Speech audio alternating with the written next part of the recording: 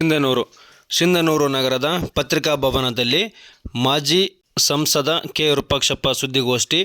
ಮುಸ್ಲಿಮರನ್ನು 2ಎಗೆ ಶಿಫಾರಸು ಮಾಡಿರುವುದು ದುರಂತದ ಸಂಗತಿ. ರಾಯಚೂರು ಜಿಲ್ಲೆಯ ಸಿಂಧನೂರು ನಗರದ ಪತ್ರಿಕಾ ಭವನದಲ್ಲಿ ಏಪ್ರಿಲ್ 25 ಗುರುವಾರ ಮಧ್ಯಾಹ್ನ 2 ಗಂಟೆಗೆ ಸುದ್ದಿಗೋಷ್ಠಿಯನ್ನುದ್ದೇಶಿಸಿ ಮಾತನಾಡಿದ ಮಾಜಿ ಸಂಸದ ಕೆ. ವಿರೂಪಾಕ್ಷಪ್ಪ ಅವರು, ಶೋಷಿತ ಹಿಂದುಳಿದ ವರ್ಗಗಳಿರುವ 2ಎ ಮೀಸಲಾತಿಗೆ ಮುಸ್ಲಿಮರನ್ನು ಸೇರಿಸಲು ಮುಖ್ಯಮಂತ್ರಿ ಸಿದ್ದರಾಮಯ್ಯ ಅವರು ಕೇಂದ್ರಕ್ಕೆ ಶಿಫಾರಸು ಮಾಡಿದ ದುರಂತ ಎಂದು ಮಾಜಿ ಸಂಸದ ಕೆ. ವಿರೂಪಾಕ್ಷಪ್ಪ ಅವರು ಪತ್ರಿಕಾಗೋಷ್ಠಿಯನ್ನುದ್ದೇಶಿಸಿ ಮಾತನಾಡಿ ಹೇಳಿಕೆಯನ್ನು ನೀಡಿದ್ದಾರೆ.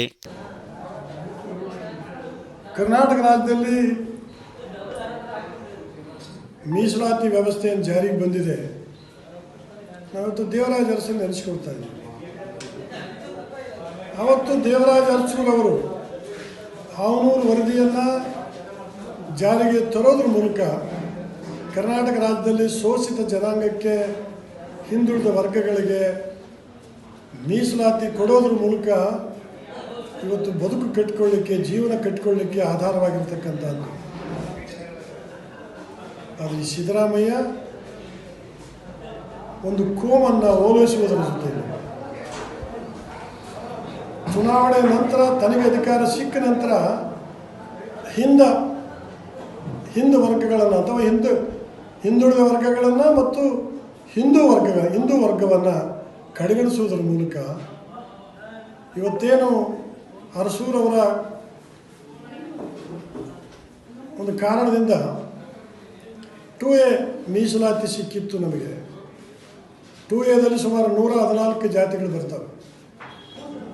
ಆ 114 ಜಾತಿಗಳಲ್ಲಿ ನಮಗೆ ಇವತ್ತಿನ ಆಧಾರದಲ್ಲಿ 15%. ನಮ್ಮ ರಾಜಕೀಯ ಮೀಸಲಾತಿಯಲ್ಲಿ ಕೆಲವು ಮುಸ್ಲಿಮರನ್ನು ಸೇರಿಸಿರ್ತಕ್ಕಂಥದ್ದು. ಆದರೆ ಇವತ್ತು ಕರ್ನಾಟಕ ರಾಜ್ಯದಲ್ಲಿ ಸನ್ಮಾನ್ಯ ಶ್ರೀ ಸಿದ್ದರಾಮಯ್ಯನವರು ಇಡೀ ಮುಸ್ಲಿಂ ಸಮುದಾಯವನ್ನು 2ಎಕ್ಕೆ ಸೇರಿಸಬೇಕು ಅಂತೇಳಿ ಕೇಂದ್ರಕ್ಕೆ ಶಿಫಾರಸು ಮಾಡಿದ್ದಾರೆ ಅಂತಕ್ಕಂಥ ಮಾತು ತಿಳಿದು ಬಂದಿರತಕ್ಕಂಥದ್ದು. ಅದಕ್ಕೆ ಇದನ್ನು ಬಲವಾಗಿ ನಾವು ಖಂಡಿಸ್ತೇವೆ. ಈಗಾಗಲೇ 2ಎದಲ್ಲಿ 114 ಜಾತಿಗಳಿರೋದ್ರಿಂದ ಪಂಚಮಶಾಲೆಯರು 2ಎಕ್ಕೆ ಬರುತ್ತಂತಾರೆ. ಪ್ರಬಲ ಕೋಮು ಮುಸ್ಲಿಂ ಸಮಾಜನೂ ಕೂಡ 2ಎಕ್ಕೆ ಬಂತು ಅಂದಾಗ ಯಾರಿಗೇನು ಪಾಲು ಸಿಗುತ್ತೆ? ಅವ್ರಿಗೆ ಸಪರೇಟ್ ಮೀಸಲಾತಿ ಇದೆ ಮುಸ್ಲಿಮರಿಗೆ, ಅಥವಾ ಇನ್ನೂ ಏನು ಕೊಡಬೇಕಾಗಿದ್ರೆ ಅವ್ರಿಗೆ ಸಪರೇಟ್ ಮೀಸಲಾತಿ ಕೊಡಿ. ಅವ್ರನ್ನ ತಂದು 2ಎಕ್ಕೆ ಯಾಕೆ ಹಾಕ್ತೀರಿ? ಮಾನ್ಯ ಸಿದ್ದರಾಮಯ್ಯ ಈ 2ಎದಲ್ಲಿರುವಂಥ ಹಿಂದುಳಿದ ವರ್ಗದ ಜನಾಂಗಕ್ಕೆ ಯಾಕೆ ಇಷ್ಟು ಅನ್ಯಾಯ ಮಾಡ್ತಾ ಇದೆಯಾ ನೀನು? ಆಗಿರ್ತಕ್ಕಂಥ ಮಾತು ರಾಹುಲ್ ಗಾಂಧಿ ಅವರು ಹೇಳಿರ್ತಕ್ಕಂಥ ವಿಚಾರ ಮತ್ತು ಮನಮೋಹನ್ ಸಿಂಗ್ ಅವರು 2006ರಲ್ಲಿ ಅದರ ಆಧಾರದ ಮೇಲೆ ಇವತ್ತು ರಾಹುಲ್ ಗಾಂಧಿಗಳು ಮಾತಾಡಿದ್ದಾರೆ ಅಂತ ನನಗೆ ಅನಿಸ್ತಾ ಇದೆ. ಭಾರತ ದೇಶದ ಸಂಪತ್ತಿನ ಮೊದಲನೇ ಆದ್ಯತೆ ಮುಸಲ್ಮಾನ್ ಜನರಿಗಿದೆ. ಇದು ಮನಮೋಹನ್ ಸಿಂಗ್ ಅವರು ಮಾತಾಡಿರ್ತಕ್ಕಂಥ ಮಾತು. ರಾಹುಲ್ ಗಾಂಧಿ ಫ್ರೆಂಡ್ ಹೇಳ್ತಾನೆ ಪಿಟ್ರೋ ಅಂತ. ಅಮೇರಿಕದಲ್ಲಿ ಒಂದು ಕಾಯ್ದೆ ಇದೆ ಅಂತೇಳಿ ನಾವು ಕೇಳಿದ್ದೀವಿ, ಇಲ್ಲ ಅಂತಲ್ಲ.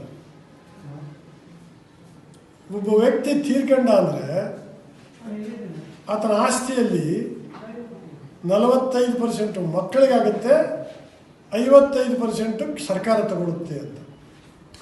ಆ ಕಾನೂನನ್ನು ಭಾರತದಲ್ಲಿ ಜಾರಿಗೆ ತರಬೇಕು ಅಂತಕ್ಕಂಥ ವಿಚಾರ ಅನ್ನುವಂಥ ಮಾತನ್ನು ಆ ಪಿಟ್ರೋ ಹೇಳುವಂಥದ್ದು. ಆ ಪಿಟ್ರೋ ಹೇಳಿರ್ತಕ್ಕಂಥ ವಿಚಾರನೇ ರಾಹುಲ್ ಗಾಂಧಿ ಸಲಹೆಗಾರ ಆತ. ಪಿಟ್ರೋ ಹೇಳಿದ್ದು ರಾಹುಲ್ ಗಾಂಧಿ ಹೇಳ್ತಾನೆ, ರಾಹುಲ್ ಗಾಂಧಿ ಹೇಳಿದ್ದು ಪಿಟ್ರೋ ಹೇಳ್ತಾನೆ. ಅಂದಾಗ ಇವರ ಮುಂದಿನ ದೇಶದ ದೃಷ್ಟಿಕೋನ ಏನಿದೆ ಅನ್ನುವಂಥದ್ದು ನಮಗೆ ಕಂಡು ಬರ್ತಾ ಇದೆ. ಒಂದು ಕಡೆ ಸಿದ್ದರಾಮಯ್ಯನ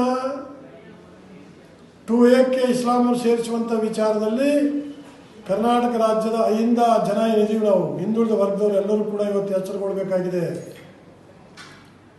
ನಾವೆಲ್ಲರೂ ಎಚ್ಚರ ಆಗಬೇಕಾಗಿದೆ. ಇವತ್ತು ದೇವರಾಜ ಅರಸು ಕೊಟ್ಟಿರ್ತಕ್ಕಂಥ ಈ ಸದಾವಕಾಶವನ್ನು ಕಸಿದು ಇನ್ನೊಬ್ಬರಿಗೆ ಕೊಡುವಂಥ ಕೆಲಸವನ್ನು ಸಿದ್ದರಾಮಯ್ಯ ಮಾಡ್ತಾನೆ ಅಂತಂದರೆ ಅದನ್ನು ನಾವು ಖಂಡಿಸಬೇಕಾಗ್ತದೆ ಅನ್ನುವಂಥದ್ದು.